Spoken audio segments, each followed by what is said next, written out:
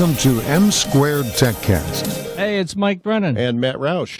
And we have with us Adam Rosenberg. Now, I met Adam about a week ago. He was at the University of Michigan, where he introduced a new hemp educational series that he's calling Green Wolverine. And I know Matt loves it because he's a Michigan State fan. Green, right. But we're all blue Wolverines. But in your case, it's green because of hemp, right? Well, yeah, we figured the Wolverine would cover the University of Michigan.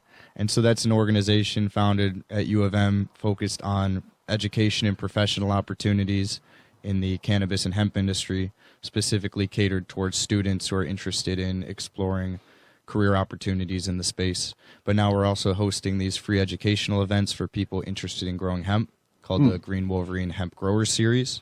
And those are open to the public, and we welcome anyone with interest in the space or with plans to cultivate this next year to come and learn from the experts that we'll be bringing in. So when's the next event? So the next event is February 26th at 6 p.m. at the Ross School of Business in Ann Arbor, and tickets will be made available this week on Eventbrite. They're free, if I recall, right? Yes, they're completely free. Our intentions are to disseminate as much quality information as possible. We see a big area of need with farmers in the area to learn about the challenges that come with cultivating hemp. And for me personally, I've been involved in cannabis and hemp, and this last year I spent my time on a farm in North Carolina learning about the process A to Z, and also from some of the generational tobacco farmers who have some experience with similar outdoor Yeah, I was going to say, crops. it's very, planting tobacco and planting hemp, I wouldn't say identical, but they're very similar, right? Very similar in a few ways, one being that it's started in a greenhouse and then transplanted out into the field. And then also, as far as the purpose of the crop, both have uses as an outdoor smokable variety. So a lot of care needs to be put into the crop through hand labor, and also there's very limited chemicals that can be used because of the method of ingestion. Right, yeah. And what impressed me was, I'm not sure what the total head count was, but 60 or 70 people it must have been in that room. And when you ask how many are actually farmers or hemp farmers, very few raised their hands. So it showed me there's an incredible interest on the part of people, which is perfect because that's what you're trying to do, is tell them what's the best way to raise hemp, right? That's right. And also there's a shortage of access to resources, which has been keeping some people out of the market. That's something that we're willing to help with in providing access to connections and these various resources that will help a grow be successful. In particular, the most pertinent at this point in time prior to the season is in reliable genetics. And so we've helped farmers connect with genetics that are specified to this particular climate. And more information on that can be found at midweststrain.com, or also if people are interested in asking more direct questions, they're welcome to contact me or attend the event to speak with our attendees. So go ahead. I just wanted to ask a question about a little bit about the differences between growing marijuana for recreational use, cannabis for recreational use, and growing hemp plants for the fibers. What are the differences in how those are grown, and what's the difference in the agriculture there? So it's very different in terms of cost and in terms of the inputs that go into the crop. In particular, when you're growing for more of a marijuana-style CBD variety, you want to do almost like Christmas trees, where you'll have about 2,000 plants per acre spread apart, and you'll be walking through those fields searching for males. Whereas if you're growing for a fiber or grain variety, there's many more plants that you're going to use per acre, and it's more mechanized, more similar to what farmers are used to, but there just isn't quite as much economic potential this year over these next couple years as we'll see in those more industrial varieties in the long run. Yeah, I like that Christmas tree analogy, because most everyone's been to a Christmas tree farm and they see the spacing and how orderly it is and all that. It's a good analogy for people to wrap their mind around. But certainly, now, one of the things that you're going to be doing is not just the U of M. You're going to be rolling this out to other colleges around the state, I don't know, around the country. What's next? So that's definitely a possibility depending on where we see interest. There's also a few Green Wolverine chapters that have sprouted up at different universities, including in New York, and Maryland, and Pennsylvania. So if we receive a lot of interest from farmers in those areas, we can certainly replicate the model and provide that same level of education. So talk a little bit about, you mentioned in your talking points here, you wanted to talk about a Vlasic venture. I think everybody in Michigan's familiar the with Pickle Boy. Yeah, we're familiar with that name Yeah, because so of the pickle company. Moving more towards the front end of where we're starting to see CBD develop, there's been challenges recently in the credibility of products that have come online with the lack of regulations coming from the FDA. Yeah. And so we're finally starting to see some more institutional names come in and start their line of products, and one being locally here in Michigan, the Vlasic family, which brought us the household name and pickle brand. I remember And those so- commercials. They're always great. Yep. So they're starting out with a brand called Lit Labs CBD, which is already available and will be made available for sales online soon. But also under the Vlasic name, a variety of products will be coming online, and those will meet the same stringent quality control standards that they set a few decades ago when they started selling pickles. Yeah. Worked with the Vlasic at, I can't remember if he was at Bill the News Vlasic. or the Free. Bill, yeah. Yeah, yeah. I was trying to remember his first name. Yeah, he's a good reporter. I think he's at the Journal now or something, isn't he? Or Wall Yep. Street Journal? Yep.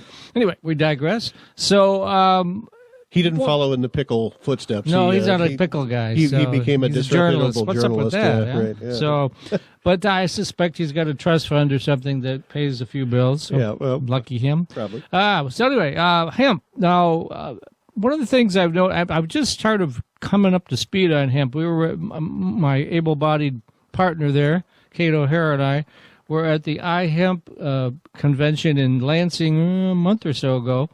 And I got to tell you, that's where I really kind of got my indoctrination into hemp. I mean, we've been working with the cannabis side since almost a year now. But then I discovered, I did 11 interviews and got some real perspective on it. Well, a lot of farmers are looking at it right now because of the tariffs and soybeans and whatnot's really hurting them. It's not as simple as just, well, heck, I'll take that 500 acres and put hemp in there. That's not going to work, is it?